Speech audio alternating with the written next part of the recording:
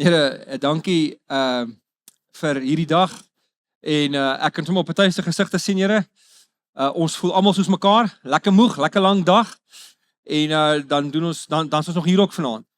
So Here, werk vanaand met ons, praat met ons, hou ons wakker of laat ons slaap. As ons 'n goeie slaapie nodig het, Here, dan mag ons in rustigheid vanaand in U teenwoordigheid verkeer.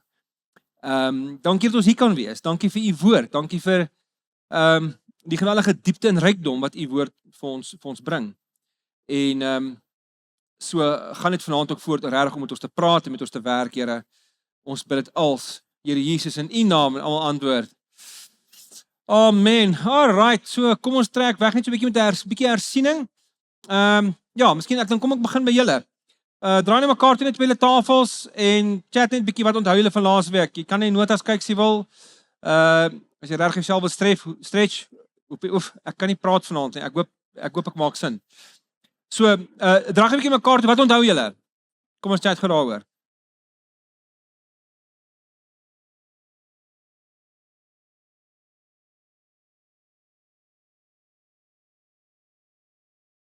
Kom ons hoor gou 'n bietjie, wat het vir julle uitgestaan van laas keer? Gooi sommer so enigiemand? Ja, presies die offers was, né? Baie spesifiek. Die frase soos wat die Here dit voorskryf of soos die Here dit oorgegee het, kom baie kere voor en dit is baie gedetailleerd en spesifiek. Dankie. Ja, wat nog? Ja, presies, né? Dit is want die Here het kom woon onder sy mense en dit beteken daar's 'n aanpassing by die mens nodig want dis die Here se wêreld, dis sy skepping. So dit wat en onthou ons begin deur te sê aan die einde van Exodus is God alleen in die tent van ontmoeting. Moses is nie, Moses staan buite, begin van Numeri dan sy in. Wat het gebeur? Levitikus het gebeur. Hoe dit gebeur? Soos Ingrid sê, die Here gee sy voorskrifte vir hoe die mense heilig kan wees. En dit is 'n baie belangrike ding en dit is 'n moeilike ding dink ek om te verstaan as mense nie regtig in ag neem God se karakter nie. Want as die Here wat in homself geregtig en heilig en sondeloos en beautiful en absoluut alles omvattend is, as hy die lewe is en ons dra die dood in ons, dood en lewe kan nie saamgaan nie. Hy moet 'n plan maak. As hy ons liefhet, moet hy 'n plan maak om ons ten minste tydelik, in hierdie geval in die Ou Testament, tydelik op 'n punt te kry waar ons in sy teenwoordigheid kan kom sonder om vernietig te word, né? En dit is sy begeerte. En die enigste oplossing daarvoor is dat ons heilig is soos hy heilig is. So hy het 'n paar dinge uitgewerk wat hy gesê het, okay, ek gaan vasbyt om my tande kners, as julle hierdie kan doen, as julle so kan leef, dan gaan ons dit maak. Dan en natuurlik het dit alles uitgeloop op die Nuwe Testament, maar ons gaan nie nou al so intoe nie. Yes, dankie. Nog ietsie wat julle uitgestaan het. Julle daar agter mag ook saam speel. Van die offers is vrywillig, alhoewel elke offer moet jy soort van jou hand op die bil se kop sit of op die bok se kop of op die duifies of wat ook al, né? En ons het daar gepraat dat party mense sê dis nie noodwendig oordrag van sonde nie, want baie van die offers waarby jy dit doen is nie noodwendig sondeoffers nie. Maar aan die ander kant weer kan dit ook beteken dat al is dit 'n vrywillige offer en al is dit nie noodwendig 'n sondeoffer nie, is dit steeds in elke offer jou sonde wat oorgedra het aan die dier toe, al is dit nie die doel van jou offer nie, nee. Dis ook natuurlik 'n moontlikheid. Ons weet nie altyd 100% presies nie. Ou Testamentici debatteer lekker oor hierdie goed vandag. Ek is bly ek is nie Ou Testamentikus nie. Ek het 'n ou vrou eendag vir my Rolf, sal jy nie asseblief met ons kom praat oor al die geweld in die Ou Testament? Sê ek, nee, ek het verder geswat in Nuwe Testament. So ek doen nie dit nie. Dag nog 'n laaste enetjie. Yes, ja, dankie. Soos wat ek het gesê, vir julle daar agter dalk nie mooi kon hoor nie. So het gesê hoe connected die taal van die Nuwe Testament nog steeds is met die taal van Levitikus, né? Dis heeltemal waar. Vanaand ek moet my inhou om nie in een sessie al die Nuwe Testament tekste te lees nie, want die hele Nuwe Testament is deurweek van die idee van die Ou Testament en veral Levitikus. Ek onthou 'n predikant het eendag ek en hy is eintlik goeie vriende, hy het eendag vir my gesê hy dink nie die heiligheid van God is 'n sentrale tema in die Bybel nie. Hy dink nie dat dit nie bestaan nie. Hy sê net hy dink nie dis 'n sentrale tema nie. Ek het hom nou ge-WhatsApp so 'n paar weke terug. Sê vir my, het jy al ooit 'n Bybelskool oor Levitikus gedoen? Want dit is die hart van die Torah en dit is alles gaan oor heiligheid en alles van daar reflekteer terug na Levitikus toe ook in die Nuwe Testament. Daar's hy. Okay. So kom ons kyk net so 'n bietjie na 'n paar goedjies van laasweek. So ons het gesê hier is die hooftemas, né? Dis die hooftemas, dit gaan oor heiligheid, gaan oor versoening. versus verwydering uit God se teenwoordigheid uit, die toewyding aan die Here, wat eintlik maar net beteken om geheilig te word. Trouwens, in teologie praat hulle vandag van heiliging en heiligmaking. In die Nuwe Testament praat Paulus oor heiliging is die nuwe posisie wat ons in Christus het. Dit is nou Nuwe Testamenties verstaan, né? So as ons glo in Christus, dan is ons geheilig. Dit beteken ons posisie voor die Here is, ons is heilig. Dis nie meer soos in die Ou Testament wat jy jouself nou reinig, en dan kan jy binnekort jy onrein raak, en moet jy jouself weer heilig, en dan gebeur daar 'n ding met jou, en dan kry jy velsiekte, moet jy jouself weer reinig. Ons is nou 'n permanente posisie in Christus van geheilig. Ons is geheilig. Dit beteken, dit is ons posisie. Dit beteken nie ons alledaagse lewenstyl lyk so nie, né? Ons probeer heilig daarom leef, omdat ons geheilig is, maar ons kry dit nie altyd reg nie. So hier is ons posisie in die Here, ons is geheilig, maar hier is ons hier is nog nie in ons alledaagse lewenspraktyk kry ons nog nie altyd reg om heilig te leef nie. So dis steeds 'n aanhoudende proses van heiligmaking, né? So die ou gereformeerdes het altyd gepraat van word hier wat jy is. Jy is reeds geheilig in die Here, so in jou alledaagse lewenswandel word nou wat jy is. Ek's net so vaak, hoor. Ek kan sien. Sit ek aan op die spot. Alright. Daar's hy. So, en dat ons gesê, die indeling van die boek is nogal belangrik, want ek dink dit sê vir ons iets van die boodskap, die verskillende offers, en kan jy onthou die verskillende offers wat daar is? Brandoffers, né? Graanoffers, vredeoffers, skuldoffers en sondeoffers. Daar's hy. En dan is dit nog natuurlik op die dag van versoening. Wel, dit is 'n tipe van 'n skuldoffer, sondeoffer wat daar gepleeg word. En dan sien ons vanaand kom ons by die tweede gedeelte.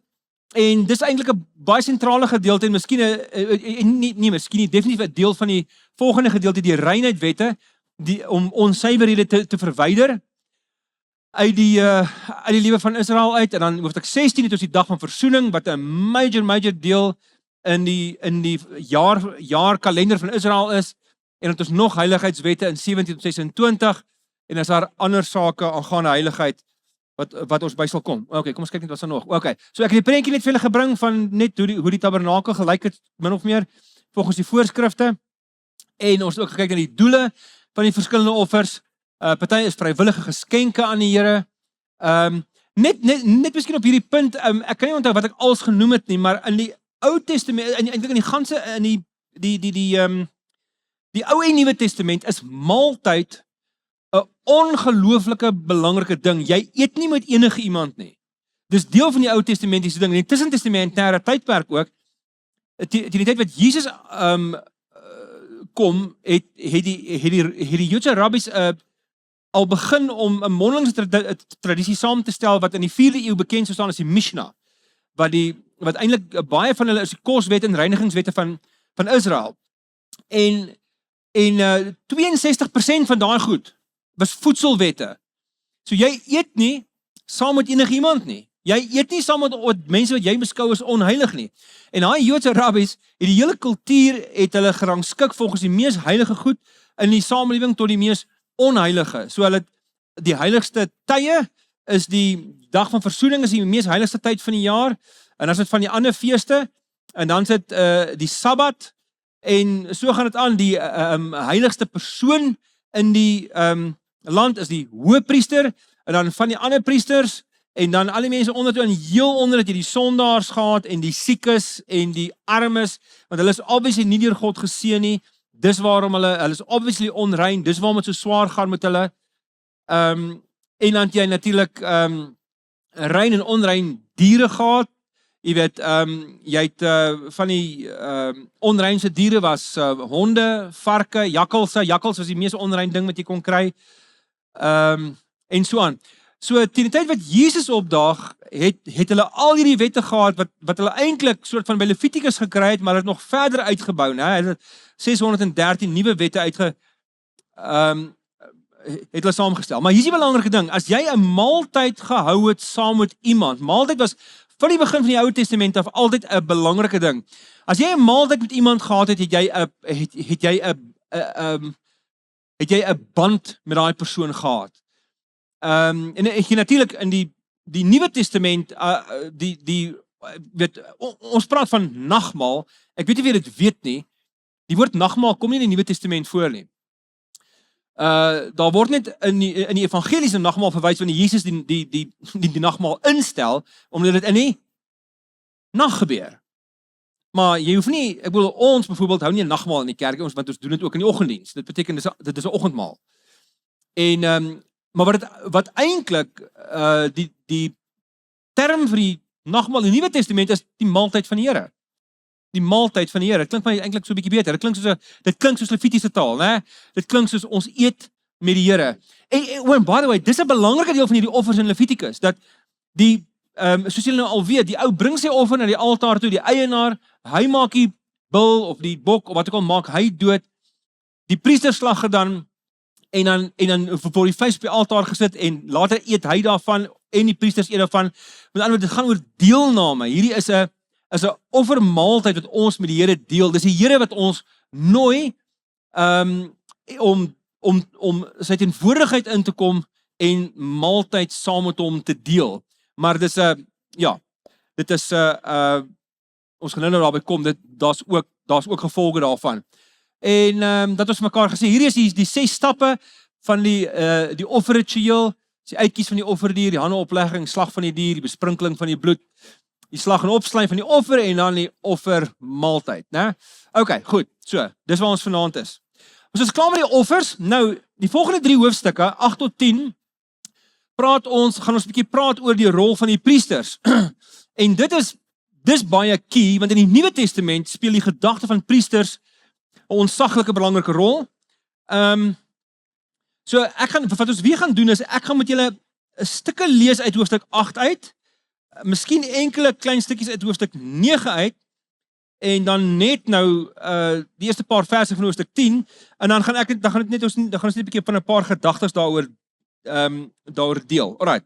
So kom ons kyk hier stel die Here nou die offers in. Nou, wie is die mense en hoekom is hierdie mense uitgekies om die volk te help om deur hierdie offers te gaan en om hierdie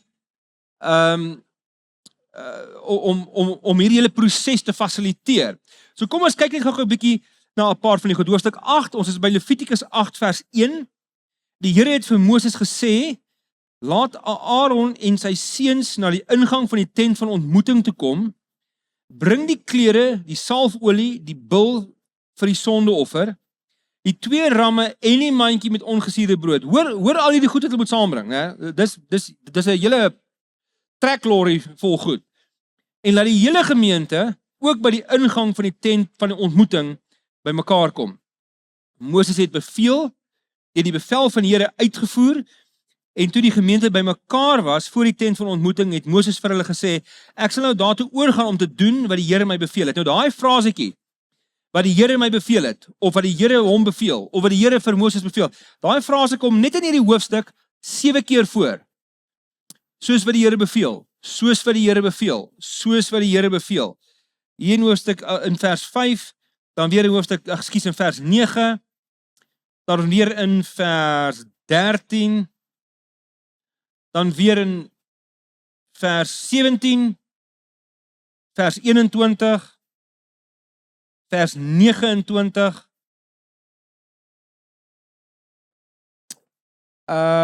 en vers 35. En as jy wil, is daar 'n aangepaste enetjie in vers 31 ook.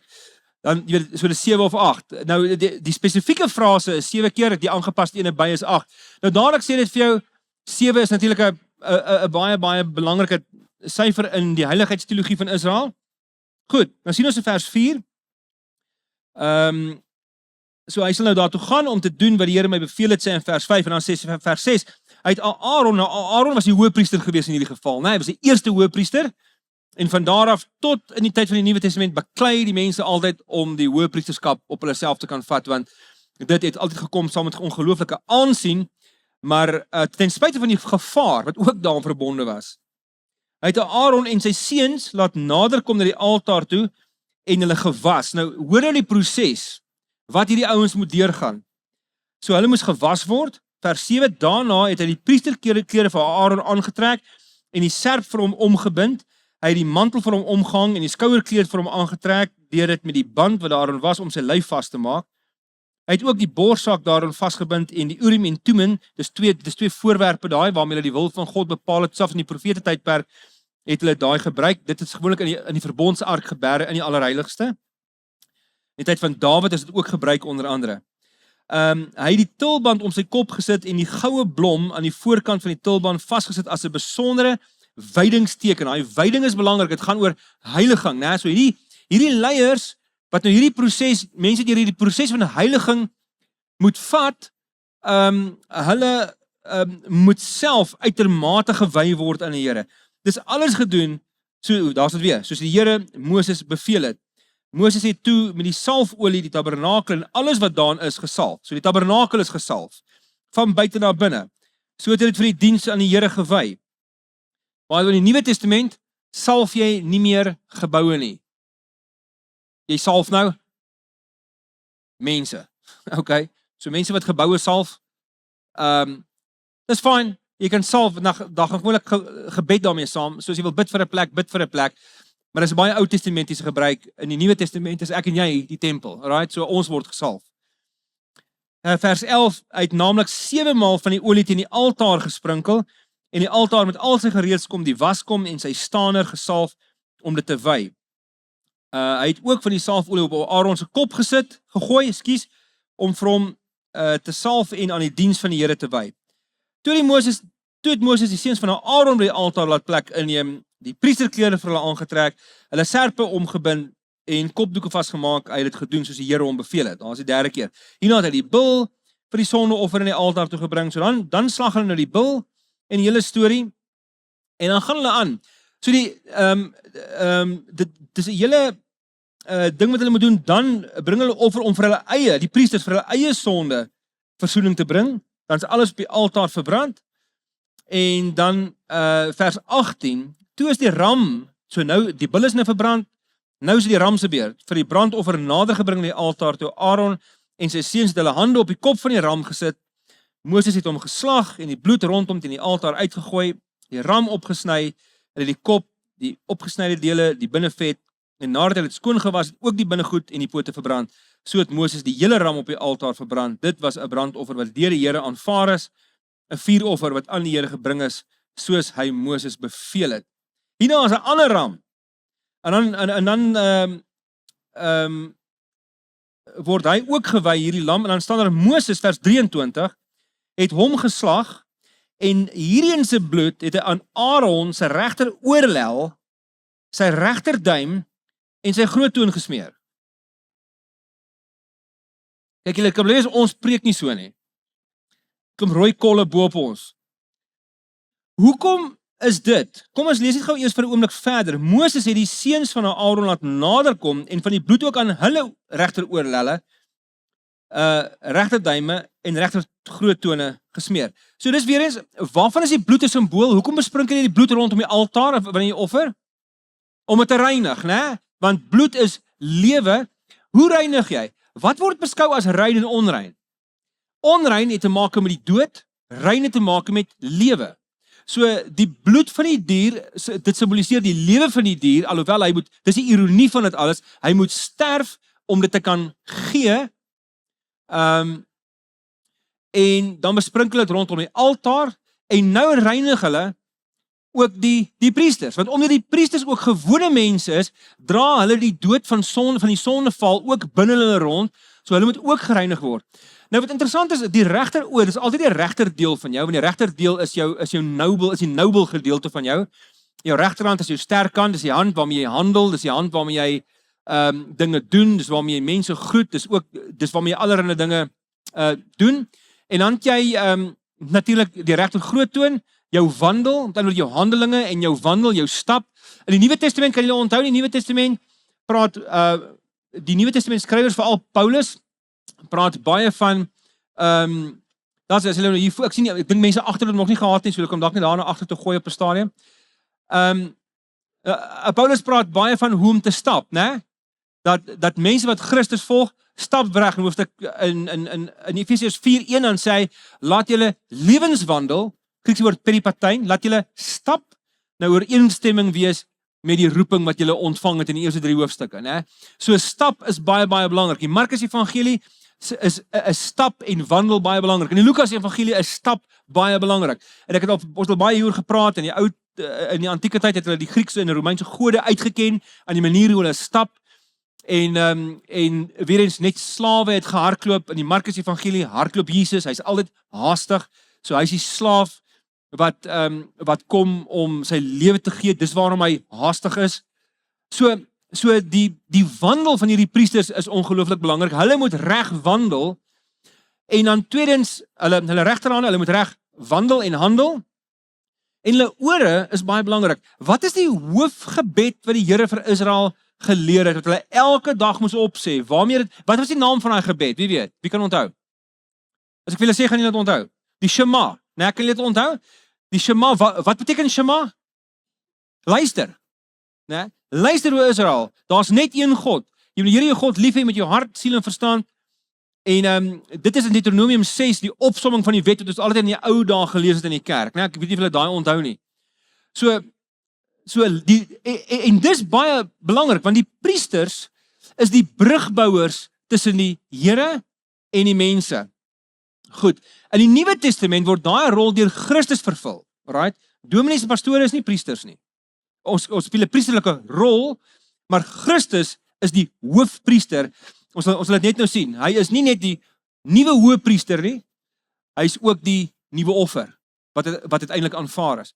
Maar so, dit was die probleem met Israel gewees reg deur die Ou Testament en in die Nuwe Testament, dat die volk van Israel nie geluister het nie. Hulle het nie gehoor nie. Die Here sê op soveel plekke, Jesaja 6, 10 tot 12, Daniël 12, 1 tot 2, en Jesegiel hele klomp keer, julle is hardhorend, Jesegiel praat van julle is 'n weerbarstige volk, julle luister nie. En dan natuurlik, soos julle al hoeveel keer gehoor het in die Nuwe Testament, Markus 4, Matteus 13, daai gelykenis waarmee Jesus begin, sy heel eerste gelykenis van die saaiër, dan sê hy vir die ouens, as julle hierdie gelykenis nie verstaan nie, gaan julle nie die ander gelykenisse ook nie verstaan nie. En dan waarmee begin hy?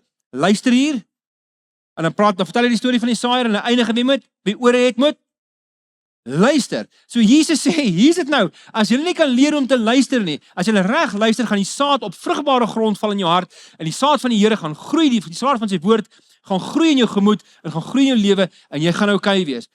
As jy dit nie kan doen nie, gaan die ander gelykenisse nie vir jou sin maak nie, dit gaan net vir jou info wees.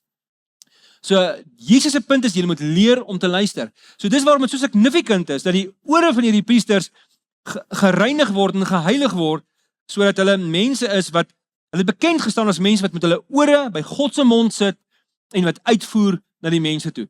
En natuurlik het hulle baie opsigte, het hulle nie hulle verantwoordelikhede in die Ou Testament nagekom nie. Daar was wel baie goeie priesters gewees en hoë priesters. Maar dis in elk geval die deel van die ding. Alright. Goed, en dan gaan hulle nou net vers 31 en gaan hulle deur al hierdie offers. Dan sê vers 31 vir ons: Moses het vir Aaron en sy seuns gesê, kook die vleis by die ingang van die tent van ontmoeting, eet dit daar saam met die brood in die mandjie wat gebruik is by die priesterwyding, want die bevel aan my was, Aaron en sy seuns moet dit eet. As daar iets oorbly van die vleis op die brood, so dis eat as much as you like, en as iets oorbly, dan kan jy die volgende daarmee doen, dan moet dit verbrand word. Julle mag, en dan, laaste stap, julle mag 'n week lank nie van die ingang van die tent van ontmoeting verlaat nie. So hulle het nou al die inwyding deurloop en wyding deurloop, nie voordat die 7 dae van die wydingsseremonies verby is nie. Die dinge wat vandag gedoen is op bevel van die Here, was bedoel om julle sonde te versoen. Daarom moet julle 'n week lank, dag en nag by die ingang van die tent van ontmoeting bly en die bevel van die Here uitvoer, anders sal julle sterwe. Dis die bevel wat ek van die Here ontvang het. Aaron en sy seuns het toe alles wat die Here deur Moses beveel het gedoen. Kom ons gaan net terug na die middel van die van vers 35. Anders sal julle sterwe. Wat is die bedoeling hier? Hoekom sal mense sterwe? Nou dit is deel van die daar's een teoloog wat dit so opsom. Hy sê as jy dink aan die tabernakel, die teenwoordigheid van God by sy eie mense, sê hy, kan vergelyk word met 'n kernkragstasie. Né? Nou, kernkrag, as dit reg gekanaliseer word, is baie voordelig vir die mens, né? Jy kan allerlei goeders doen, jy kan allerlei, jy weet, fusion en jy weet allerlei klomp, jy kan krag en energie skep daarmee, maar terselfdertyd is kernkrag ook geweldig gevaarlik. As dit nie deur professionele mense hanteer word nie, en dit word nie oordentlik na gekyk nie, en dit ontsnap, dan gebeur Chernobyl, né? En mense word gery uit daarmee. So daar's te gelykheid, God se teenwoordigheid onder die mense, was te gelykheid 'n geweldige blessing, maar dis ook 'n geweldige stuk gevaar gewees. Want niemand kan, ek wil dis wat Moses vir die Here gesê het in Eksodus 32 en 33, sê vir die Here, Here, ek wil graag u heerlikheid sien. Dan sê die Here vir jou, jy kan nie my heerlikheid sien en oorleef nie, sê jy silly. Maar die Here sê, moenie worry nie, ek sal tegemoet kom, ek sal verby jou gaan, en ek kan nie my van agteraf sien. Daar staan letterlik, jy kan my agterbene kyk. As hy, het jy omtrent klaar? Daar's hy, ek dink hulle het nou 'n kans gehad, moenie worry nie. Going, gone. Ag, as daar nog iemand is wat ietsie wil skryf, kan jy net sê, dan kan ons net 'n bietjie daarna kyk. Goed, so, nou weer eens, hierdie is baie belangrik om dit te verstaan, dat dit was terselfdertyd vir hierdie ouens 'n groot blessing, maar 'n geweldige gevaar gewees. Daarom is dit ongelooflik belangrik dat dis die krag van God, dis die heilige krag van God wat nie deur die mens beheer kan word nie.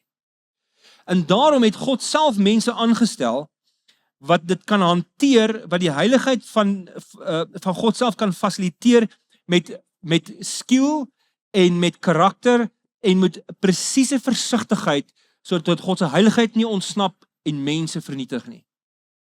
Nou dit maak net regtig sin eintlik as jy daaraan dink, dat die God wat hemel en aarde skep deur 'n woord te spreek, is baie magtiger as wat ons ooit kan dink of kan imagine.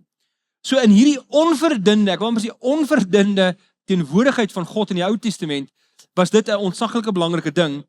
As jy die heiligheid van God nie verstaan nie, gaan jy in die Nuwe Testament ook nie sy genade waardeer nie, en jy gaan nie verstaan wat beteken toewyding, selfs in 'n nuwe tyd, wanneer Christus in ons plek vir ons al hierdie goed betaal het, en al die wette volgemaak het nie, gaan ons nie idee hê regtig waaroor dit regtig gaan nie. So dit moet gefasiliteer word deur hoogs opgeleide mense, professionals, wat werk op 'n plek wat ekstreme versigtigheid van hulle verwag, ter wille van die beskerming van die mense. En so die tabernakel was dus die krag en die mag van die hemel wat aarde toe kom. En dis veronderstel om 'n blessing vir Israel te wees, en die Here wil graag hê dit moet 'n blessing vir Israel wees, maar dit skep heilige ruimte waar God se krag en sy majesteit in 'n gekonsentreerde vorm as ware beskou is om voor te gekom het. Ek weet nie of julle onthou nie, wie van julle het The Chronicles of Narnia gelees? Okay. So julle sal selfs onthou dat in die eerste boek, The Lion, the Witch and the Lion, the Witch and the Wardrobe, is daar is dit Lucy of Susan? Ek dink is Lucy wat op die ouend het hulle mos uit die gesprek met Mr. Beaver, en dan had dit nog nie vir Aslan gesien nie. Aslan is nou die leeu wat Christus verteenwoordig, né?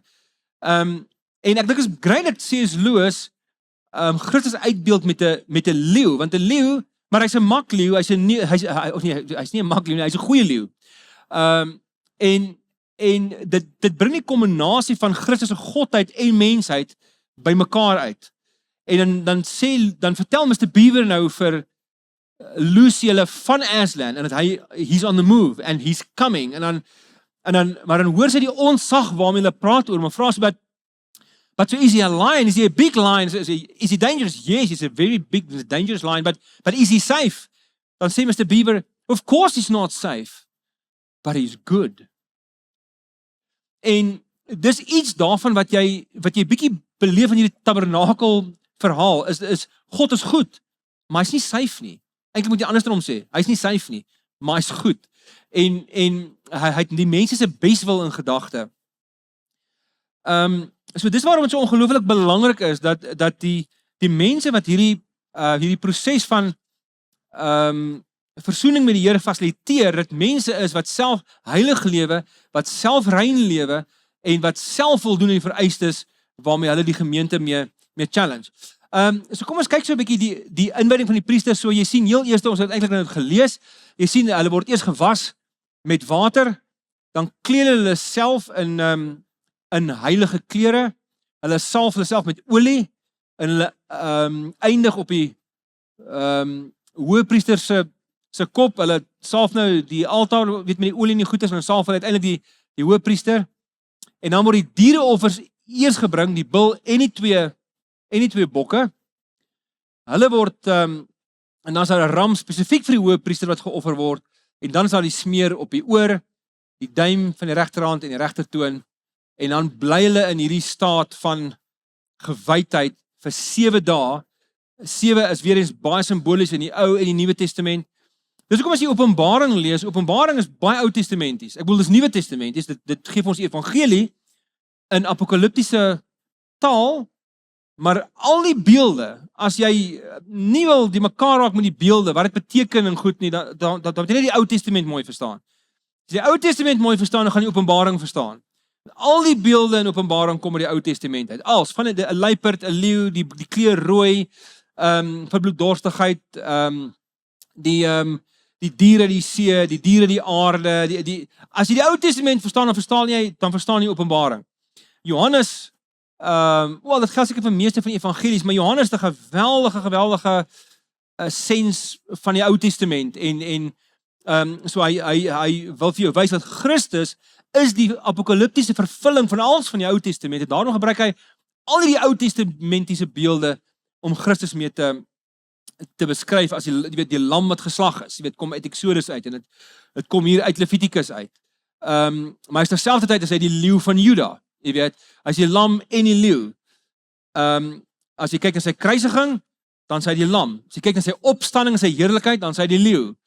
Daar's altyd hierdie nie dualismes nie, maar hierdie paradokse in die Bybel wat ons nou moet kyk en wat 'n mens moet onthou. Goed. Dan sien ons in hoofstuk 9, dan sien ons hulle begin daar met hulle offerwerk in Swaan.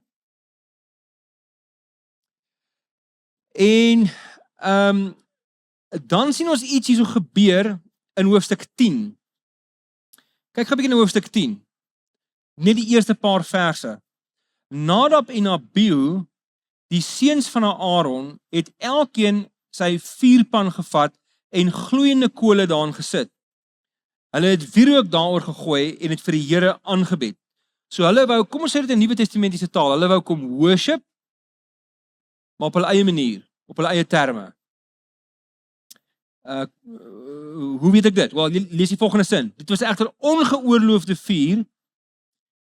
Daar staan strange fire, is vreemde vuur, bedoelende, is vreemd aan die opdrag van die Here het dit nie gegee nie, omdat dit teen die bevel van die Here was. 'n Vuur wat van die Here afgekom het hulle verteer, en hulle het gesterf in die teenwoordigheid van die Here. So dit is die Levitiese Chernobyl wat hier gebeur, né? So die voorskrifte is nie gevolg nie, en God se heiligheid het ontsnap, en dit vernietige mense rondom hom. Kan julle onthou in 2 Samuel 7, waar die verbondsark in Jerusalem ingebring word, onthou julle daai gedeelte? Dawid dans om die ark, en natuurlik ons weet almal, jy kon nie aan die verbondsark vat nie, en die osse stap, en een van die osse struikel, onthou julle daai, en die verbondsark wil val, en Issa, wat sekerlik 'n goeie ou was, wat probeer het om die ark te red, druk met sy hand teen die ark, en hy slaan dood neer, né?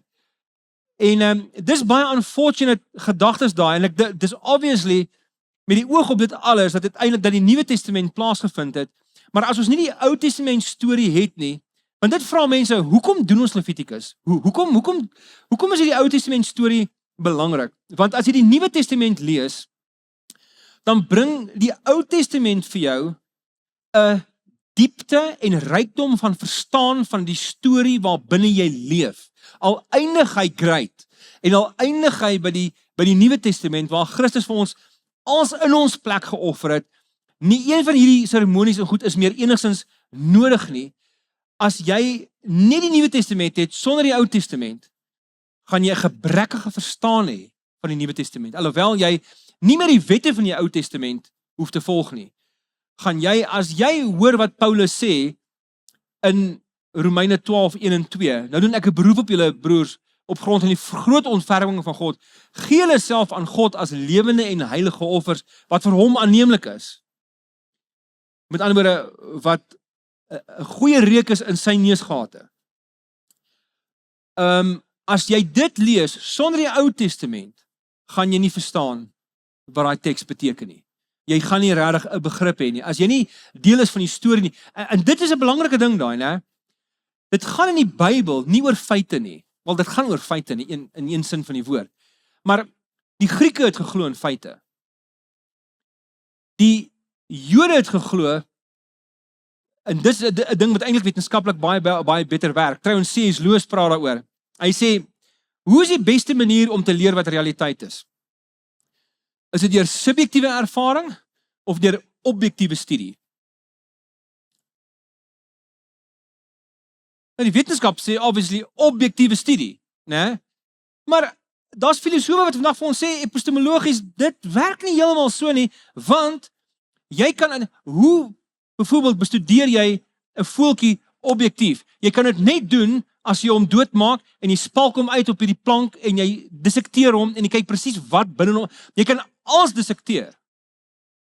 Maar jy gaan baie meer van hom leer as jy hom lewend hou en in die bos dophou met 'n verkyker en oor 'n jaar lank presies dophou wat hy doen, wanneer hy sy eiers lê, hoe hy sy kleintjies behandel. Jy gaan baie meer van die aard van die voeltjie leer as net deur objektiewe studie. So subjektiewe ervaring is ook baie belangrik, né? Nog 'n manier om dit te sê is, baie van julle ken vir Marie, dis my vrou. So as ek nou destyds sien nou ek het haar ontmoet daar op RAI, ek kan 'n objektiewe studie oor haar probeer doen. Ek kan probeer om mense te interview oor wie sy is. Ek kan na haar CV kyk. Ek kan met professore praat oor wie sy klasse sy gesit het. Ek kan alles probeer doen om objektief te bestudeer wie sy is. Maar al doen ek net so 1000 bladsy doktersverhandeling oor haar profiel, is dit nie 'n fraksie van wat ek sal leer as ek nie 'n leeftyd saam met haar spandeer in subjektiewe fashion nie. Nou as julle met my as ek dit sê.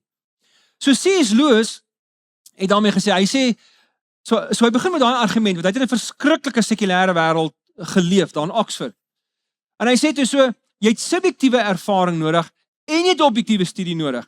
En die vorm, wat vir ons hierdie twee bymekaar bring, wat objektief en subjektief bymekaar bring, sodat ons 'n baie beter verstaan kan ontwikkel van 'n realiteit, is storie.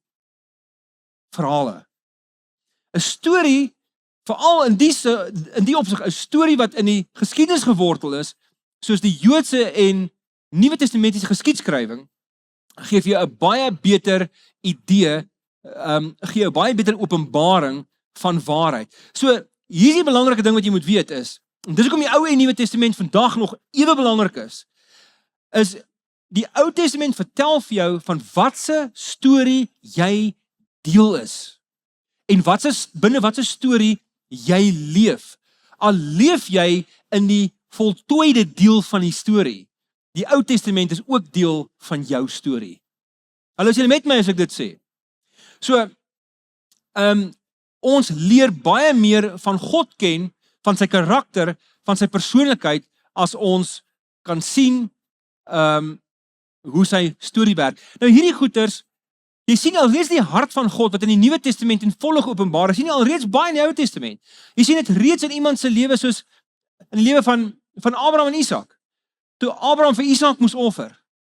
Die Here het toe al iets geopenbaar van homself, en eintlik is die evangelie al so teenwoordig daar, want die plek waar hy vir Isak sou offer, is op die berghoogte wat later Sion sou word, op die tempel later gebou, op die Allerheiligste gestaan het, né? En op daai plek het die Here 'n ram voorsien in Isak se plek. So op daai punt het die Here al gewys, ek gaan vooruitkyk dat mense nie hoef te sterf en dat mense nie geaffekteer hoef te word of liewer dat hulle nie vernietig hoef te word in my teenwoordigheid nie, maar dat ons 'n plan gaan maak om mense te akkommodeer. So nou as ons miskien nou kyk na ek miskien ook net dit sê, die Lewiete moes heilige lewens leef en een van die maniere waarop hulle dit gedoen het is, het julle agtergekom vir elkeen van die seuns van Josef is daar 'n stamgebied gewees. Né?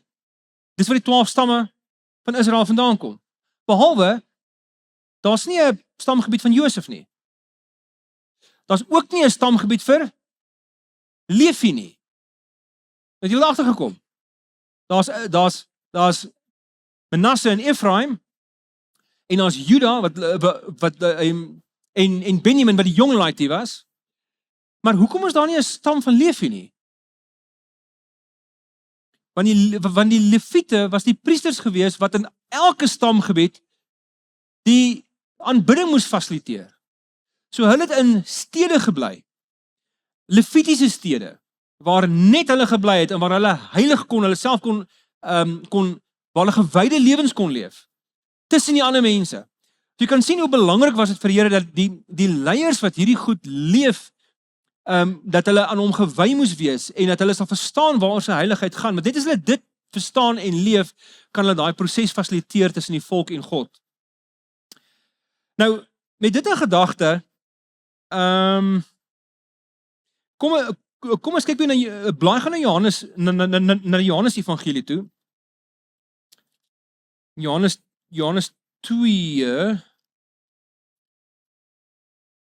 Want ons kom nou soort van ons is nie klaar met die tabernakel nie, maar die gedeelte wat handel oor die tabernakel is nou soort van verby die eerste 5 offers en die priesters.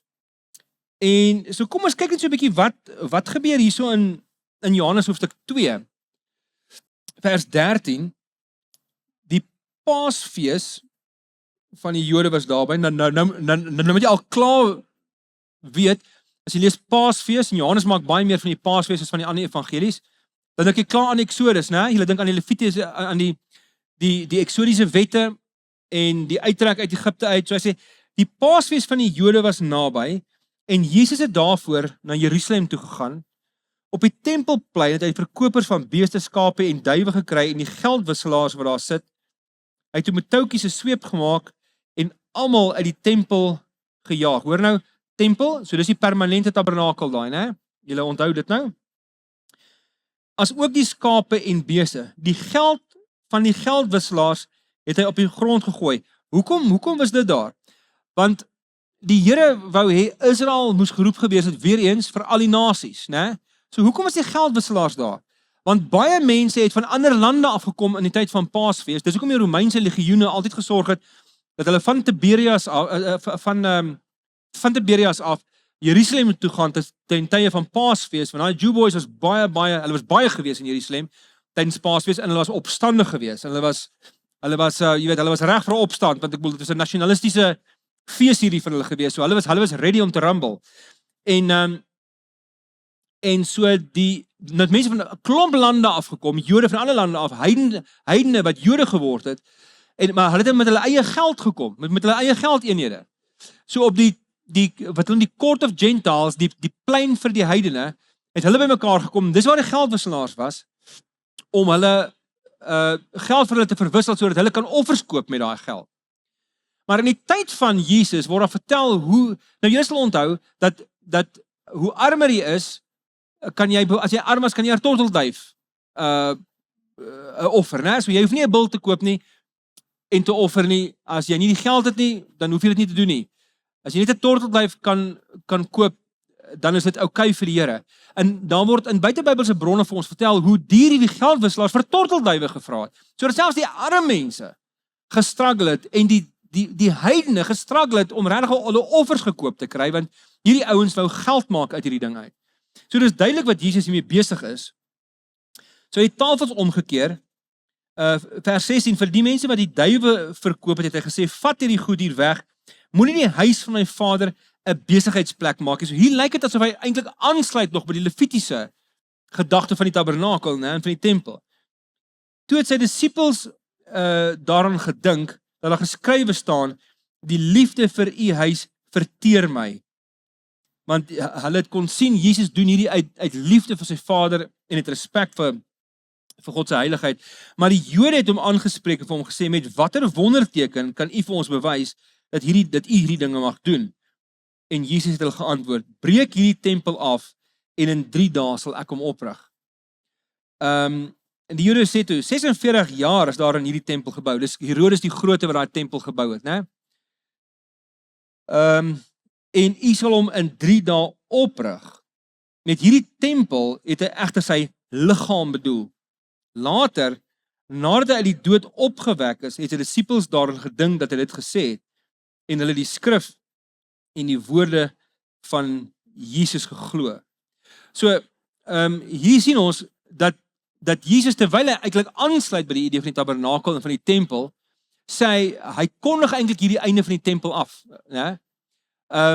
In Markus 13 en in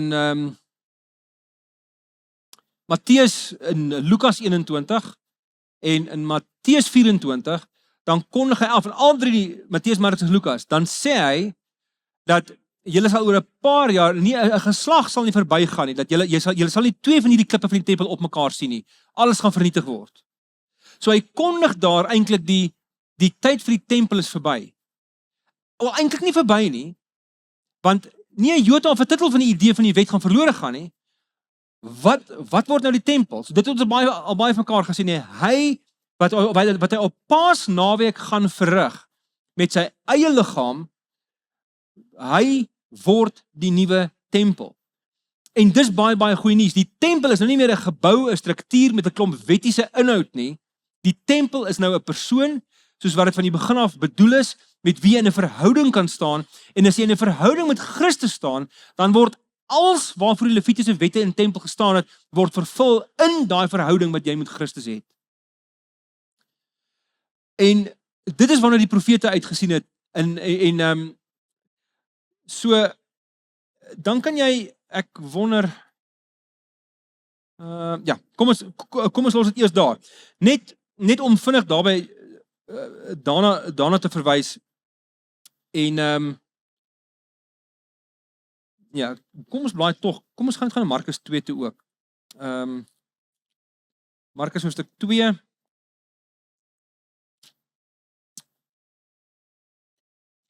Jesus genees hier so 'n verlamde man.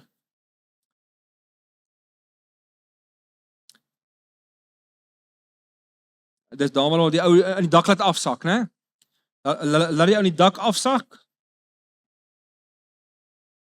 En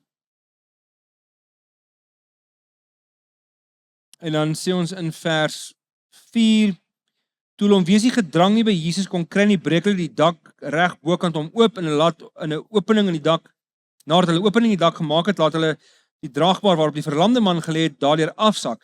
Toe Jesus hulle geloof sien, sê hy vir die verlamde, vriend, jou sondes word vergewe. Wat is weird oor hierdie ding? En dis hoekom, kyk na die volgende vers. Maar sommige van die skrifgeleerdes het daar gesit en hulle afgevra, waarom sê hy so? Hy praat mos godslasterlik. Wie kan sondes vergewe behalwe God alleen? Hoekom sê hulle dit? Want die gesag waarmee Jesus sê sy sondes is vergewe, hoe word jou sondes gewoonlik vergewe? Deur offer. Hier is nie 'n offer gebring nie. Hier is nie die enigste persoon wat met hierdie tipe gesag sommer kan sê jou sondes is vergewe, is God self. So, nommer 1, claim Jesus sy eie godheid hier, by the way, as baie mense wat sê, Markus is, omdat hy die vroegste evangelie is, hy praat nie van die godheid van Jesus nie. Jy moet leer om die Bybel te interpreteer, nie net deur wat hy skriftelik sê nie, maar wat die bedoeling agter dit is. Markus het episodiese vertellings, né? So hy vertel vir jou die waarhede, nie te sê, Jesus is God nie. Om weer eens, C.S. Lewis, hy vertel vir jou 'n storie. Mense kan maklik sê, nee, maar die feit is, hy sê dit nie hier nie.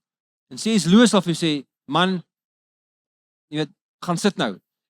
hy vertel vir jou die storie. En die storie sê mos nou vir jou duidelik hy's God.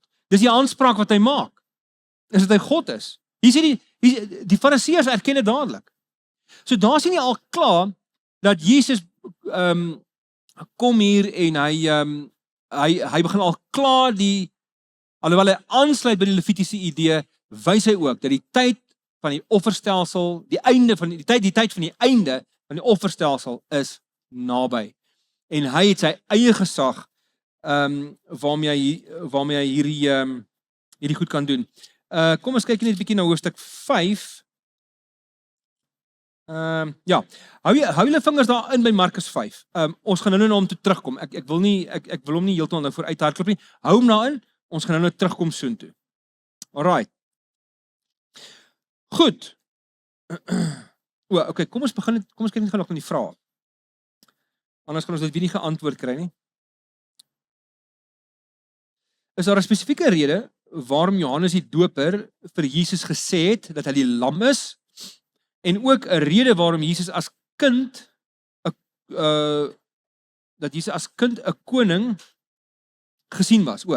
Dit klink amper as dit andersom moes wees, soos 'n lam gebore in Bethlehem en as groot mens eerder 'n koning soos die disippels en volgens geglo het. Dis interessant. Ja, nee, dit is so. So die eerste vraagie daarso, is daar 'n spesifieke rede waarom Johannes die Doper vir Jesus gesê het dat hy die lam is? Ja. Ek kry dit weer eens in Johannes Evangelie, Johannes 1:29. Wat onthou, jy sal agterkom daar's baie keer verskille tussen Matteus, Markus, Lukas en Johannes. En een verskil is dat Johannes sê dat Jesus het gesterf op Paasnaweek. Want vir Johannes is Jesus die Paaslam. Weerens, as Johannes Openbaring geskryf het en of dit nou 'n disipel van Johannes is wat Openbaring geskryf het, soos wat party teoloë glo, dis steeds Johannes se teologie wat daarin vervat is en dis daar waar hy die lam wat geslag is genoem word die hele tyd. So as Johannes die Doper Jesus sien en hy sê daar's die lam wat geslag is, wat bedoel hy? Hy bedoel twee goed te gelykertyd. Hy bedoel daar's die een wat geoffer gaan word ter vergifnis van ons sondes. Hy sê daar's die lam wat geslag is wat die sonde van die wêreld wegneem. Né? So dis 'n offertaal wat hy gebruik daar. Dis Levitiese taal. So dit is die significance daar daarvan en ook 'n rede waarom Jesus as kind as koning gesien was. Ek dink mense moet onthou die bloedlyn van konings. Baie kinders is as konings gebore, né? En wanneer hulle so Josia, onthou vir koning Josia in die Ou Testament, hy was 9 jaar oud toe hy koning geword het, want hy was in die regte bloedlyn gewees. So baie konings in hulle wat die koninklike bloedlyn gehad het, die blou bloed gehad het, soos wat hulle sê, het koning geword op baie jong ouderdom. Hulle is dan net bygestaan deur 'n klomp adviseurs en mense wat hulle gehelp het om goeie besluite te neem as daar daai mense was. So die feit dat Jesus alreeds as kind aangekondig is as 'n koning, want onthou waarmee begin Matteus? Matteus begin met die geslagsregister van Jesus. So wat wys hy? Hy wys die bloedlyn, né? So dis baie significant dat hierdie die koning is wat geprofeteer is van die Ou Testament af. Ja, ek weet nie hoe om heeltemal te connect met die tweede helfte van die vraagie, maar ek dink dis die beste wat ek kan doen op hierdie stadium met die inligting wat ek het.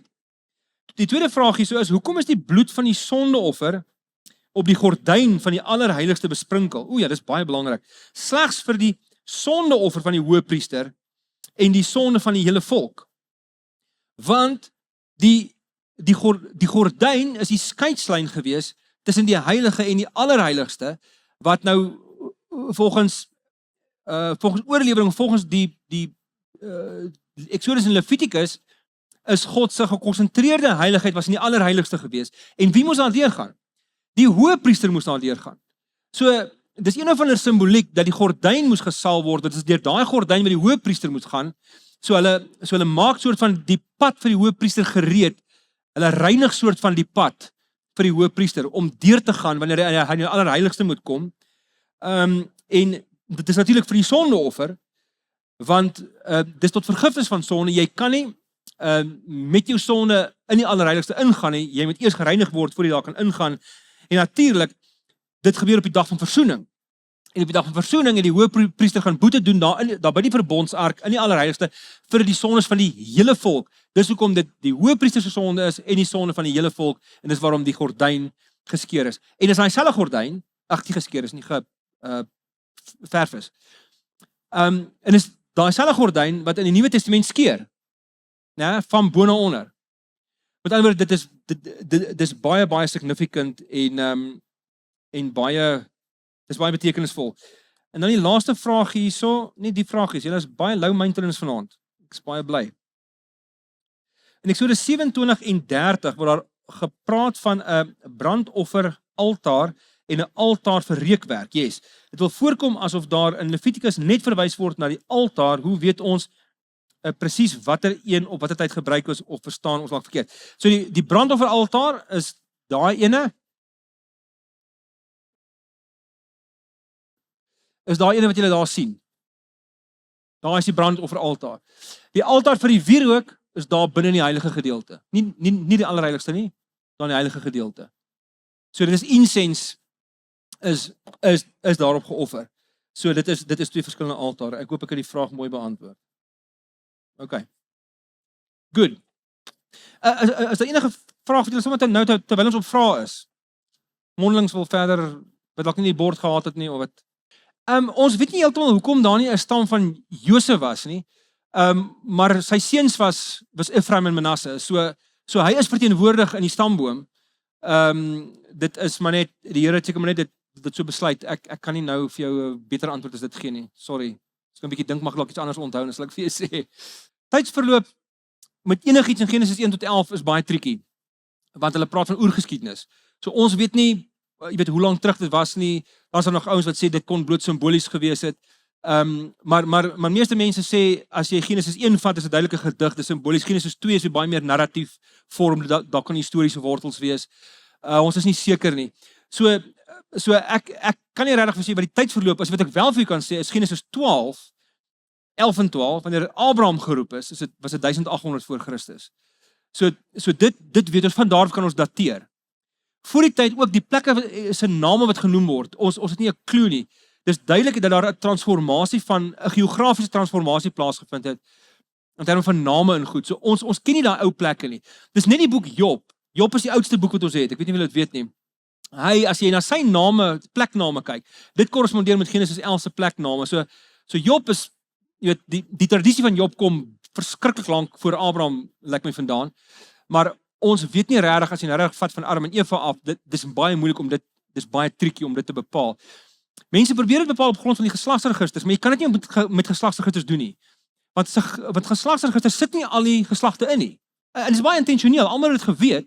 Hulle het net die belangrike ouens ingesit om vir jou te wys wat se bloedlyn daar gevolg word. Maar dis nie, hulle het nie al die ouens ingesit nie. Selfs Matteus, as jy Matteus vergelyk met Lukas se geslagsregister in hoofstuk 4 van Lukas, dan sien jy die twee goed verskil. Beteken nie hulle die een gebruik Josef se bloedlyn, die ander gebruik Maria se bloedlyn, maar selfs dan, jy weet hulle laat hulle sit die belangrike ouens in, en ander mense laat hulle uit. So jy kan nie op grond van geslagsregisters. Daar's 'n ou in die 1700s Bishop Usher wat probeer het op grond van die geslagsregisters om die ouderdom te bepaal en jy weet hy het gesê die aarde is nou 6000 jaar oud. Jy weet so dis net iets wat werk nie. Maar is ook nie literêr gesond nie. Jy weet so dis nie iets wat genoem sin maak nie. Ekskuus, dit was nog handig geweest iewers. Yes. Ek dink so. Die vraag was die ram wat in Isak se plek gegee is, korreleer dit op 'n manier met die ram wat in die plek van die priester sou wees. Ek dink wel so, want dit is alles in daai narratiewe is significant. Alles. So en dis 'n belangrike deel. Dis goed dat jy dit raak sien, want 'n belangrike deel van Bybel lees is om connections te begin raak sien tussen gebeure en om patrone raak te sien. So hoekom sê ek daar's 'n koneksie? Want daai ram was 'n plaasvervanging gewees vir Isak.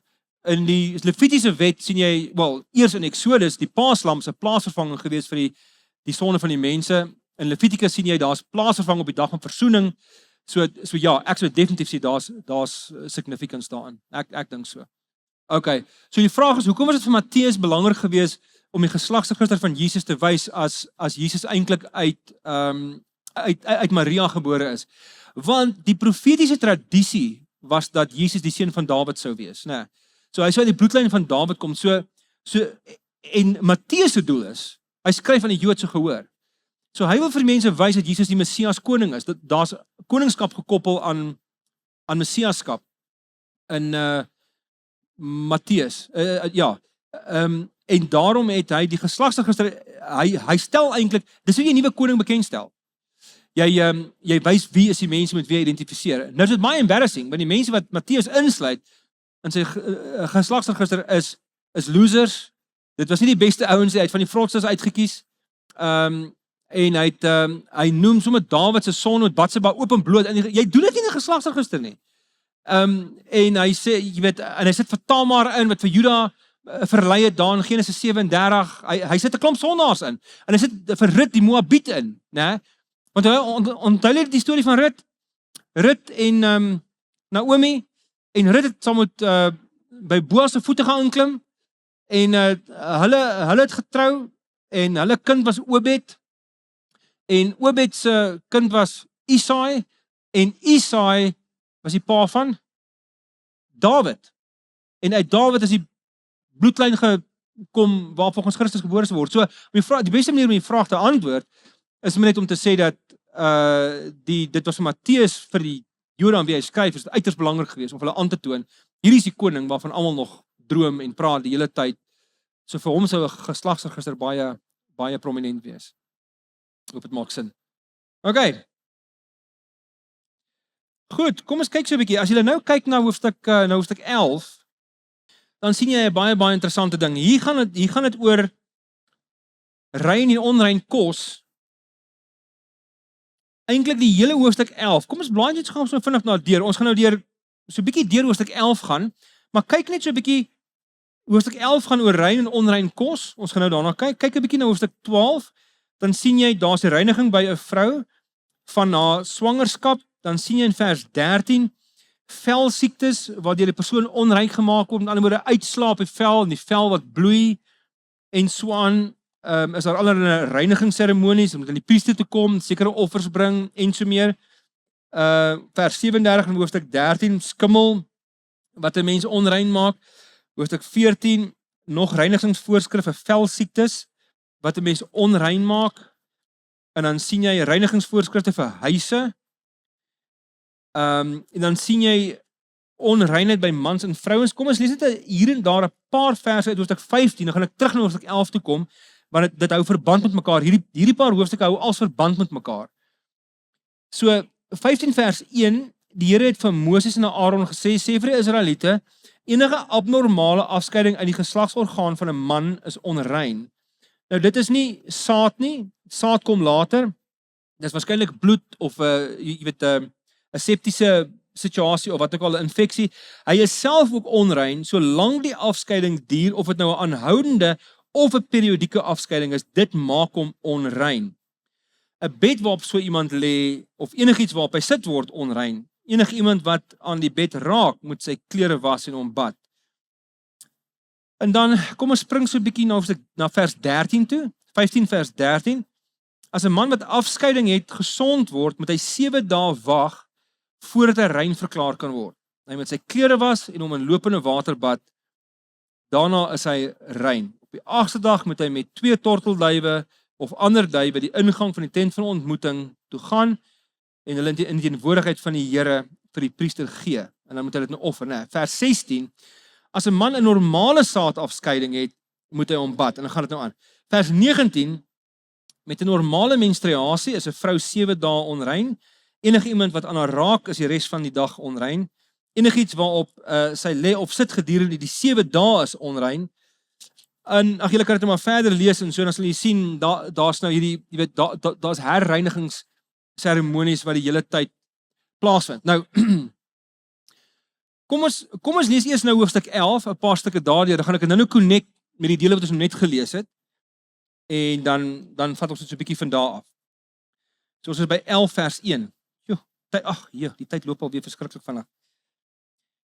Die Here het vir Moses en Aaron gesê, sê vir die Israeliete, van al die diere wat op land hou, mag julle net die eet wat volledig gesplete kloue het en herkou. Maar die wat net herkou of 'n net gesplete kloue het, mag julle nie eet nie.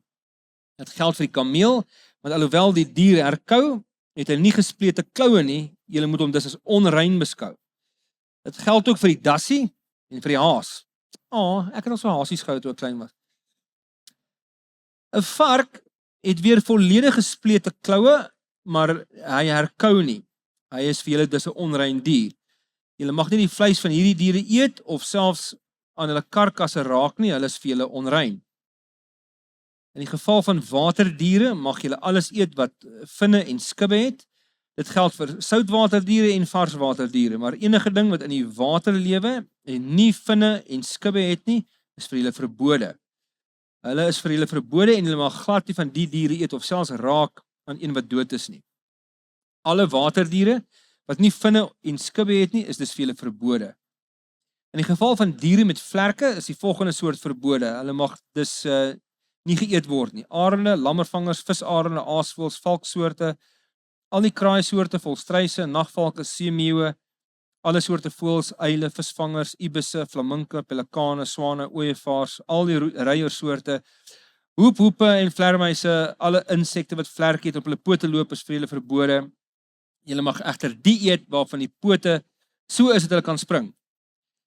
Dit sluit in alle soorte sprinkane en krieke. Alle ander insekte wat vlerke het en op hulle pote loop is vir julle verbode. Sommige diere se karkasse maak iemand wat net daarin raak onrein vir die res van die dag. Ag, julle kry nou die idee, né? Kom ons spring na vers 29 toe. Die volgende diertjies wat volop voorkom in die veld moet julle as onrein beskou: molle, muise en al die akedussoorte soos geitjies, sandakedisse, boomakedisse, gewone akedisse en ook verkleermannetjies. Dis onrein diertjies en elkeen wat aan so 'n diertjie raak, as hy dood is die res van die dag onrein. Enigiets waarop so 'n dooie diertjie val, is ook onrein. Dit geld vir enige gebruiksartikel van hout, lap, leer, growwe linne, enige gewone gebruiksartikel, dit moet in water gedruk word, maar is nog vir die res van die dag onrein. Vers 39. As enige dier wat julle wel mag eet, vrek, is iemand wat in die karkas raak die res van die dag onrein. As iemand van die dooie dier se vleis eet of die karkas dra, moet hy sy klere was, maar self is hy vir die res van die dag onrein. Alle klein diertjies wat volop voorkom in die veld is vir hulle verbode, of hulle nou seil of op 4 pote loop. So gaan dit aan. Alright. So, wat dit rommel is hier aan die gang. Belangrik hier, nou beweeg ons uit die tabernakel uit na die mense se alledaagse lewe. Hierdie is voorskrifte wat mense moet volg wanneer hulle by die huis is, wanneer hulle elke dag leef. Dis so 'n bietjie om aan te sluit by Deuteronomium 6. Weer eens, ek gaan dit sommer net vir julle lees,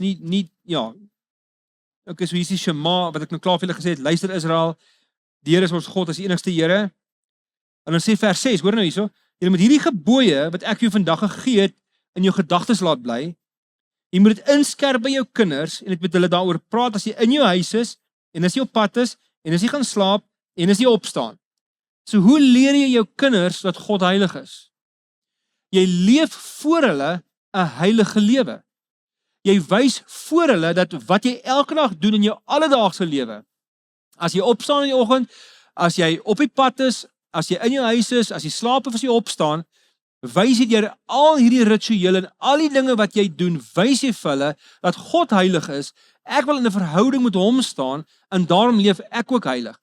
So met hierdie wette beweeg jy weg van die tempel af na die alledaagse lewenstyl van die mense. So om heilig te leef in die alledaagse private lewe is net so belangrik gewees as jou tempellewe. So hierdie rituele herinner jou aan God se heilige teenwoordigheid by sy mense van wie hy elke dag deel is en met wie hy saamleef. So dit is eintlik baie voor die hand liggende ding. Ek dink min mense verstaan hierdie. Die heiligheid van God wat jy moes uitleef is nie net 'n ding wat by die tempel gebeur het nie. Dis nie net iets wat deur die priester gefasiliteer is nie. Die offers is deur die priesters gefasiliteer wanneer jy by die tabernakel of die tempel gekom het, waar die heiligheid van God intens was, en waar mense, waar dit destruktief kon wees, as jy nie weet hoe om dit te hanteer nie. So elke dag, nou, die belangrike ding wat mense hier vir ons sê is, baie van hierdie wette maak sin, soos byvoorbeeld op 'n ander plek waar daar vertel dat die mense hulle uitskeidings moet begrawe, want die Here loop tussen hulle in die kamp rond, né? So dit maak net sin. Jy weet, ek wil ons doen dit vandag nog, jy weet, jy het 'n badkamer wat jy weet jy gaan borsel daar in jou tande en jy doen allerlei ander goeders daarmee, gaan eet nie daar nie, want dit het baie bepaalde gebruik. Maar dan is daar 'n ander wette soos van die wat ons gelees het, wat ooglopend vir ons net nie eintlik sin maak nie. Dit is weet hoe jy weet hoekom sekere diertjies wat gesplette hoewe het en jy weet wat herkou en weet hoekom net hulle eet en hoekom nie die ander nie en nou die baie van die myn ding is dit. Die Israeliete moes anders leef as die heidene rondom hulle. Alright? Meer as dit kan ons nie eintlik veel vir mekaar sê nie. Daar is 'n ander connection met die skepingsverhaal. Ons gaan nou by dit kom. Maar om in heiligheid te leef beteken jy leef elke dag in die teenwoordigheid van die lewende goed, van lewende dinge en jy lewe die lewe op 'n manier en jy bly weg van dood af. Nou, meeste mense sê wel dat die onderskeid is nie die verskillende diere en ook later die uitskeidings van mans en vrouens, bloedvloeiing en al die goeie wat gebeur, het alles te maak met die orde in die skepingsverhaal. As jy teruggaan, baie van die Levitiese wette relate terug na die skepingsverhaal toe. In die skepingsverhaal het die Here deur baie moeite gegaan om dinge te skei van mekaar.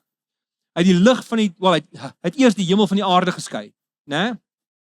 Dan het hy die lig van die duisternis geskei. Dan het hy die water van die droë land geskei.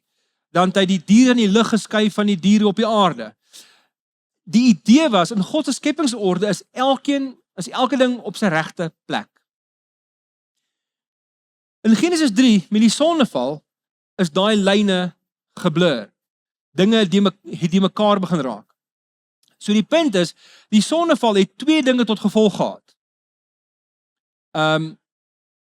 Skuld en ellende.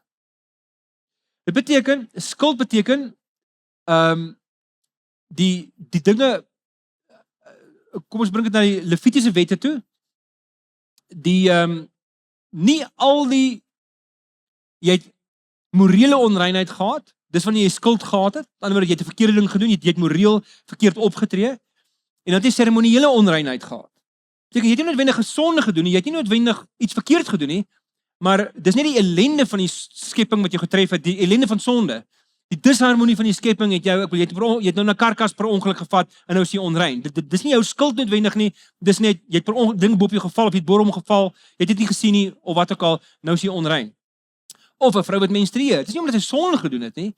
Dis net 'n gevolg van die skepping. Genesis 3, jy weet, nou sal jy moet pyn, babatjies in die wêreld bring, met bloedvloeiing gaan daarmee saam. Met ander woorde, die punt van Levitikus is dinge gaan uit plek uit. Jy verloor bloed, bloed hoort in die liggaam, dit moet op sy plek wees. Daarom as jy uitskeiding het van een of ander aard, dan is die seremonieel onrein, dan moet jy dit laat regmaak. Saadskeiding, oogits, lewe het uitgelek, dit moet binne die liggaam wees. Het sy binne die man se liggaam of in die liggaam van die vrou, tydens seksuele interaksie. Maar dit kan nie buite wees, die dinge is buite orde. En dit is wat die Here probeer sê, die effek van sonde is moreel en dit is disharmonieus in terme van die skepping. Met ander woorde, dinge in die skepping loop nou nie meer volgens plan nie. Maar maak dit veel sin? So dit beteken as hy praat oor rein en onrein diere, of rein en onrein gebruike. Rein dinge is gewoonlik dinge wat nog redelik in plek is en onrein dinge is dinge wat uit plek is. Ek dink dit help om regtig vanuit 'n natuurwetenskaplike hoek gaan kyk, wat presies gaan nie aan nie. Dit is dood eenvoudig net die Here wat sê, ons moet terugkeer in die orde van die skepping en deel van dit is om in die Ou Testament te hou by hierdie reëls, om die orde wat by die skepping bedoel is, weer te herstel deur so te leef. Maar maak dit wel 'n bietjie sin? Hallo? Okay, goed, great. So so elke dag hierdie om elke dag in 'n verhouding met die skepping te leef is belangrik vir die Here. En nou hier's belangrik, elke deel van jou lewe moet gewy wees aan die Here. Elke deel. So trouens in dit Nuwe Testament toe. As Paulus sê, gee julle self, dis jou hele lewe wat jy gee as 'n lewende en 'n heilige offer. Disippelskap is elke dag agter die Here aanstap, leer hoe hy dink, leer hoe hy praat. So daar was nie vir die Jode 'n ding soos 'n sekulêre lewe nie. Alles is geheilig deur die Here. Alles. En jou lewe is geheilig. En daarom, as jy in die Here se teenwoordigheid wil leef, en as jy in 'n verhouding met hom wil leef, as jy sy uitnodiging wil aanvaar om saam met hom maaltyd te hou, dan moet jy 'n heilige lewe leef en jy moet daarby hou. So kos is die mees basiese lewensbehoefte wat 'n mens het. So watter beter manier om te onthou wie jy is as om kos te link met 'n heilige lewe. You are what you eat. Daai is toe nogal waar. So jou mees essensiële behoeftes, naamlik behoefte na kos, plaas jy in diens van jou jagtog om heilig te word en om heilig te leef. Dit is 'n snaakse ding, want ek bedoel in vandag se tyd is mense nie, lê ons nie vreeslik klem op eetgewoontes of op trouens in die Nuwe Testament word baie van hierdie opgehef, maar kom ons blaai miskien ek dink voor ons toe gaan, julle kan so net Handelinge 10 toe blaai as jy wil, ons gaan nou kyk na Handelinge 10. Maar die punt is, dinge moet in sy plek gehou word. Die Here skep 'n grens vir die oseaan, as die oseaan sy grens oorskry, wat gebeur? Katastrofe, né? So die idee van hierdie is dat dis ek net om te sê oor die varke. Baie van die heidennasies wat in Kanaan gebly het met varke geboer. En die vark, om nie vark te eet nie, is 'n ding wat baie sin maak, want uit die aard is varke iets wat geïdentifiseer is met die heidennasies rondom Israel. Nou hierdie is die belangrike ding, alhoewel in die Nuwe Testament hier goed opgehef is, kom ons blaai nou na Handelinge 10 toe. Die Heilige Gees is uitgestort in Handelinge 2, en wat het daar gebeur? Die mense het in tale gepraat, né? Wat se tale was dit? Dis aardse tale, né? Want mense van ander lande het daar verbygeloop en hulle kon verstaan wat die ouens praat. Die Siriërs het daar verbygeloop, die Egiptenare het daar verbygeloop en hulle kon almal hoor wat hierdie mense sê. So die uitstorting van die Heilige Gees is 'n multikulturele belewenis. Dis eintlik wat die Here sê, dis die groot vervulling van al die nasies. Ons het in die vorige reeks oor Handelinge het ons eintlik in detail daarna gekyk, né?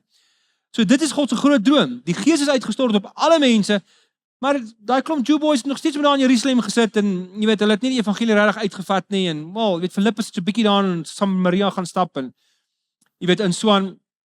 Maar dan is Petrus mos in Joppe en dan kry dan kry hy nog net voor hy 'n boodskap kry van Kornelius wat 'n heiden is, wat 'n Romein is, né?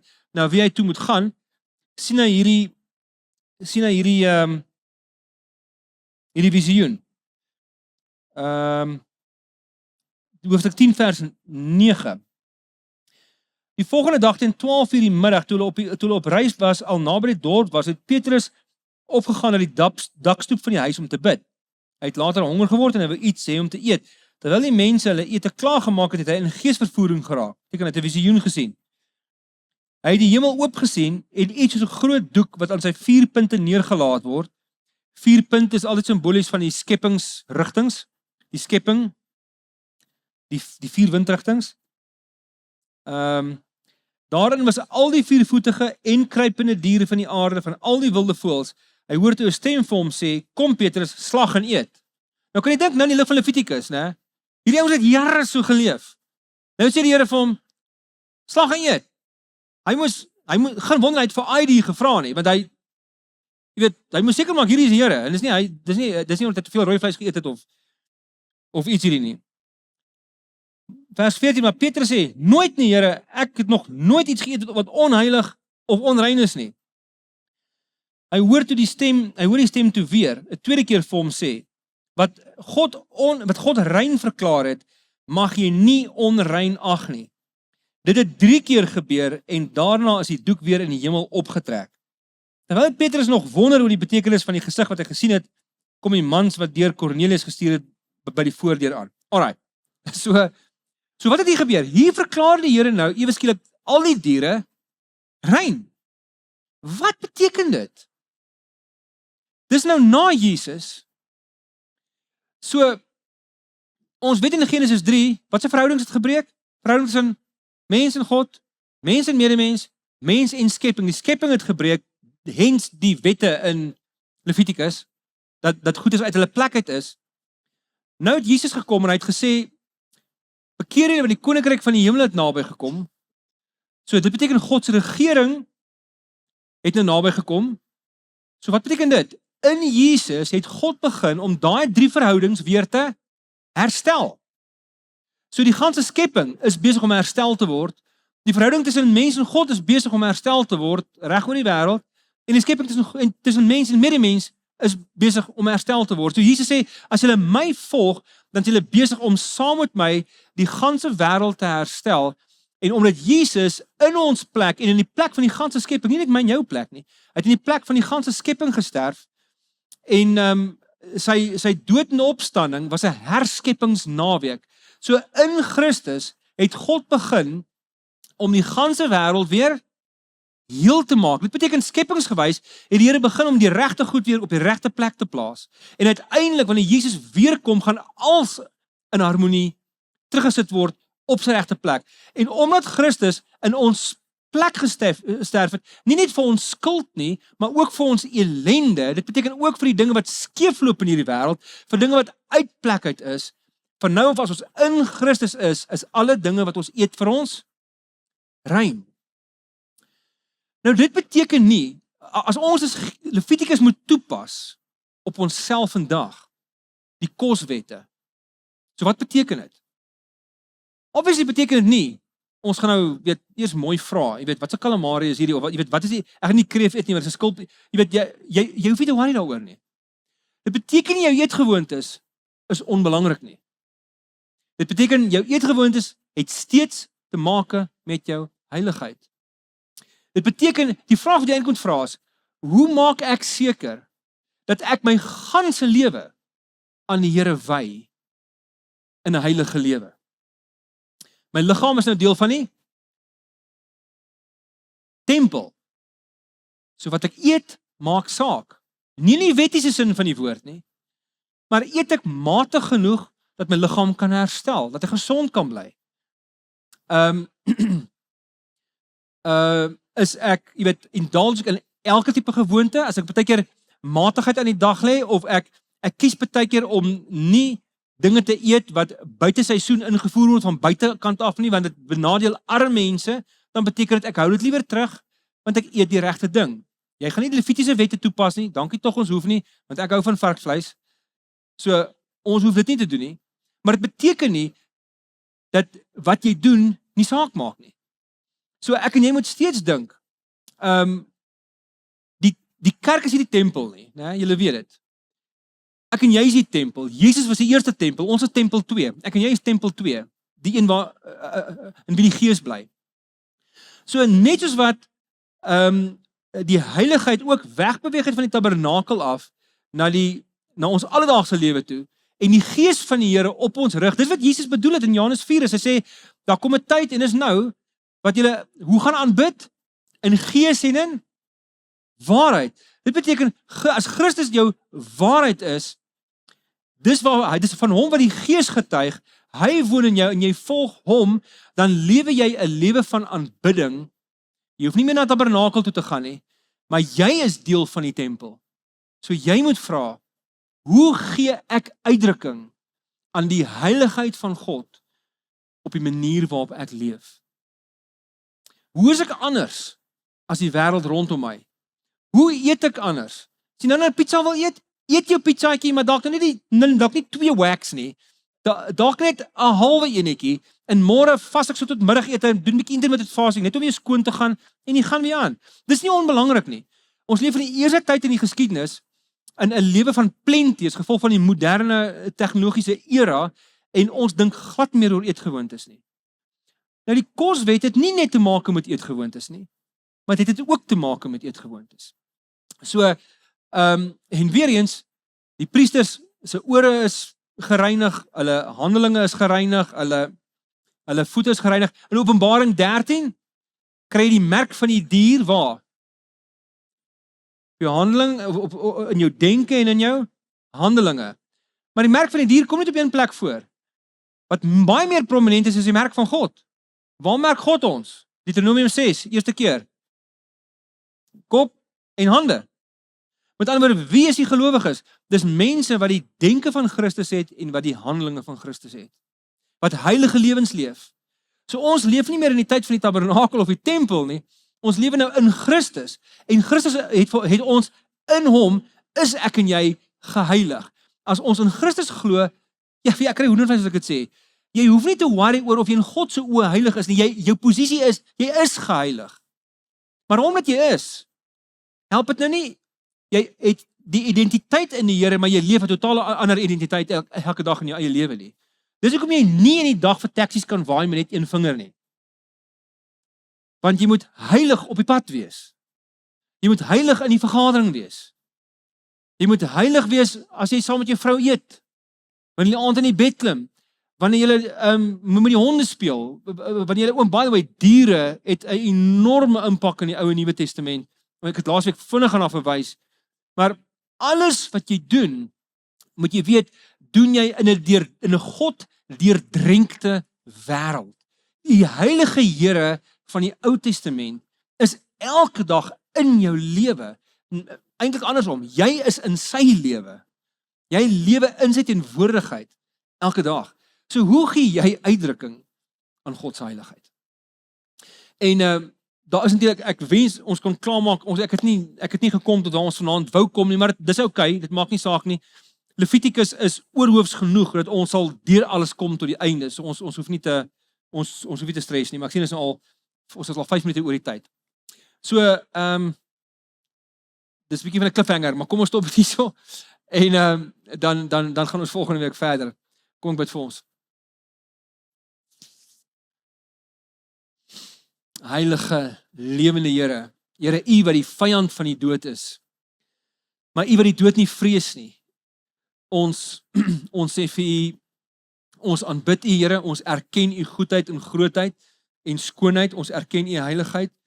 En Here, ons wil dadelik, my eerste instinktiewe reaksie is om vir U jammer te sê, dat ek U heiligheid nie verstaan nie, dat ek vandag soveel kere dit misgekyk het, Here, dat ons dinge doen, wat nie U heiligheid reflekteer nie, wat maak dit ons lyk soos heidene. Vergewe ons asseblief daarvoor. Help ons, Here, om te aanvaar dat ons in 'n goddeurdrenkte wêreld leef. Dat ons in 'n verskriklike spiritual towerwêreld leef waarin U regeer. En help ons, Here, om onsself telkens elke dag onder U heerskappy te stel. En om vir U lief te wees. En dankie dat U ons uitnooi tot 'n maaltyd. Dankie, Here, vir daai Johannes 21 wat ons laas keer kon deel met mekaar. Dankie dat U ons prys betaal, dat ons hoef nie meer hierdie bloederige goed te doen nie. Ons hoef nie meer hierdie te worry oor skulpiesdiere en oor ander diere en oor diere wat kruip en spring en nie spring nie. En dankie dat ons net in U teenwoordigheid kan rus, ons skoene kan uitskop en kan weet ons is tuis by U, gegrond op wat Jesus vir ons gedoen het, dat hy ons groot hoëpriester was en is, en dat hy ook ons offer is, wat betaal is, wat gelei het en geslag is in ons plek. Here, help ons om daai prys wat U betaal het, gestand te doen, en hoe ons vanaand huis toe ry, hoe ons as mans en vrouens met mekaar praat in ons huwelik, mag dit heilig wees, Here. Mag ons lewens heilig wees, nie skynheilig nie. Net eenvoudig heilig. Anders as die res van die wêreld. Dankie Jesus dat U gekom het vir ons. Ons eer U in U naam sê en vra ons al hierdie dinge en almal sê amen. Daar's hy.